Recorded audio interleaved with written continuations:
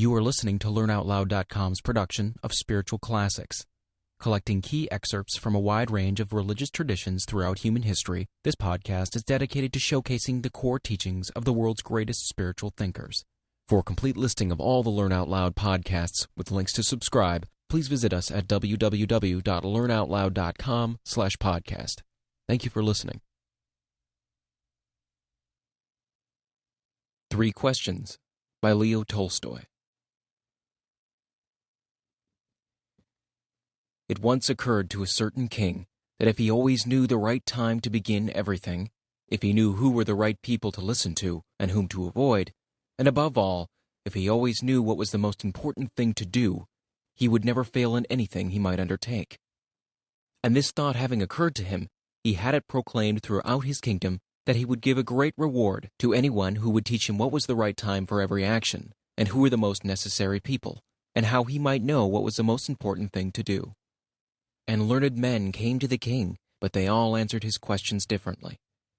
In reply to the first question, some said that to know the right time for every action, one must draw up in advance a table of days, months, and years, and must live strictly according to it. Only thus, said they, could everything be done at its proper time. Others declared that it was impossible to decide beforehand the right time for every action, but that, not letting oneself be absorbed in idle pastimes, one should always attend to all that was going on, and then do what was most needful. Others again said that however attentive the king might be to what was going on, it was impossible for one man to decide correctly the right time for every action, but that he should have a council of wise men who would help him to fix the proper time for everything.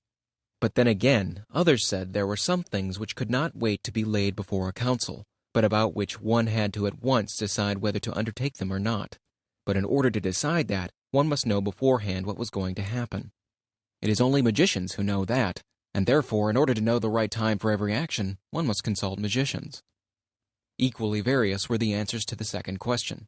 Some said the people the king needed the most were his counselors, others the priests, others the doctors, while some said the warriors were the most necessary.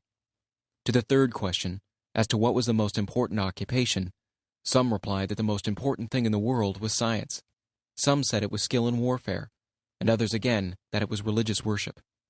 All the answers being different, the king agreed with none of them, and gave the reward to none. But still wishing to find the right answers to his questions, he decided to consult a hermit, widely renowned for his wisdom. The hermit lived in a wood which he never quitted, and he received none but common folk.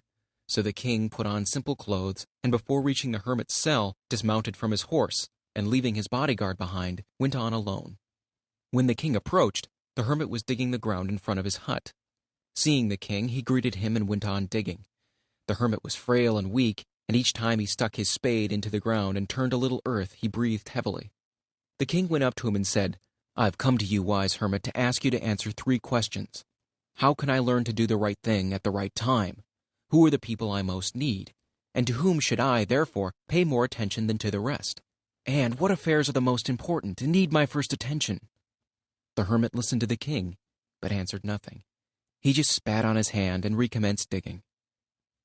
"You're tired," said the king. "Let me take the spade there and work a while for you." "Thanks," said the hermit, and giving the spade to the king, he sat down on the ground. When he had dug 2 beds, the king stopped and repeated his questions. The hermit again gave no answer, but rose, stretched out his hand for the spade, and said, "Now you rest a while, and let me work a bit." But the king did not give him the spade, and continued to dig. 1 hour passed, and another. The sun began to sink behind the trees, and the king at last stuck the spade into the ground and said, "I came to you, wise man, for an answer to my questions. If you can give me none, tell me so, and I'll just return home." "Here comes someone running," said the hermit. "Let us see who it is." The king turned round and saw a bearded man coming running out of the woods. The man held his hands pressed against his stomach, and blood was flowing from under them. When he reached the king, he fell fainting on the ground, moaning feebly. The king and the hermit unfastened the man's clothing. There was a large wound in his stomach. The king washed it as best he could, and bandaged it with his handkerchief, and with a towel the hermit had. But the blood would not stop flowing, and the king again and again removed the bandage soaked with warm blood, and washed and rebandaged the wound. When at last the blood ceased flowing, the man revived and asked for something to drink. The king brought fresh water and gave it to him. Meanwhile the sun had set, and the air was becoming cool. So the king, with the hermit's help, carried the wounded man into the hut and laid him on the bed. Lying on the bed, the man closed his eyes and was quiet. But the king was so tired with his walk and with the work he had done that he crouched down on the threshold and also fell asleep, so soundly that he slept all through the short summer night. When he awoke in the morning, it was long before he could remember where he was, or who was the strange bearded man lying on the bed and gazing intently at him with shining eyes.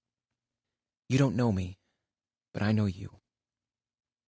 I'm that enemy of yours who swore to revenge himself on you because you executed his brother and seized his property.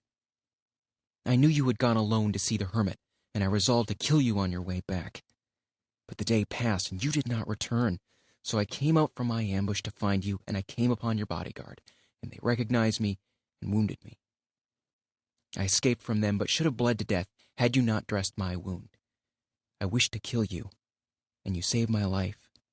Now if I live, and if you wish it, I will serve you as your most faithful slave, and will bid my sons do the same. Forgive me." The king was very glad to have made peace with this enemy so easily, and to have gained him for a friend. And he not only forgave him, but he said he would send his servants and his own physician to attend to him, and promised to restore his property. Having taken leave for the wounded man, the king went out into the porch and looked around for the hermit. Before going away, he wished once more to beg an answer to the questions he had put. The hermit was outside on his knees, sowing seeds in the beds that had been dug the day before. The king approached him and said, "For the last time, I pray you to answer my questions, wise man." "Well, you have already been answered," said the hermit, still crouching on his thin legs and looking up at the king who stood before him. "How answered? What do you mean?" said the king. "Do you not see?" replied the hermit. "If you had not pitied my weakness yesterday, and had not dug those beds for me, but had gone your way, that man would have attacked you, and you would have repented of not having stayed with me. So the most important time was when you were digging the beds, and I was the most important man, and to do me good was your most important business. Afterwards, when that man ran to us, the most important time was when you were tending to him, for if you had not bound up his wounds, he would have died without having made peace with you. So he was the most important man, and what you did for him was the most important business. Remember then, there is only one time that is important: now. It is the most important time because it is the only time when we have any power. The most necessary man is he with whom you are, for no man knows whether he will have dealings with anyone else. And the most important affair is to do him good, because for that purpose alone was man sent into this life.